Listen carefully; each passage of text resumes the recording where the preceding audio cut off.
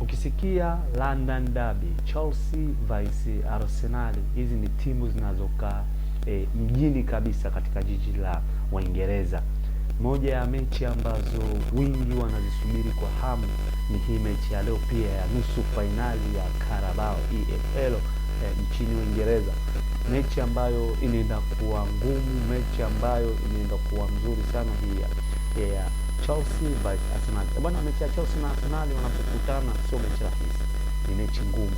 Hususan hizi timu zote mbili ni timu ambazo ni nzuri na ni timu ambazo zina wachezaji wengi vijana ambao wana spidi sana. Kwa hiyo naamini mechi ya leo ya nusu finali hii ni lazima timu moja ifungwe ili nyingine iweze kwenda katika hatua ya finali.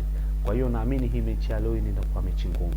Chelsea ana wachezaji ambao ni wazuri kama Enzo Maresca, Estevao, Joao Pedro, Moses Caicedo siku ya leo atakuwepo. Kwa hiyo naamini kwamba hizi mechi upande wa Chelsea hii mechi itakuwa mzuri, lakini pia upande wa Arsenal kila mmoja anajua bora wachezaji wa Arsenal hususan kwenye swala la defense, Gabriel lakini katikati Zubimendi, Odegaard, Declan Rice ni miongoni mwa wachezaji ambao hao ni wachezaji andamizi katika kikosi hicho cha Arsenal. Kwa hiyo naamini hii mechi ya leo inaenda kuwa mechi ngumu, mechi ambayo ni mzuri, lakini hii mechi haihitaji draw, lazima mmoja anaweza akapoteza, Chelsea au Arsenal. Mimi binafsi hii mechi nanipa 50-50, wowote anaweza akafungwa. Sipo kwa upande wa Arsenal, sipo upande wa Chelsea.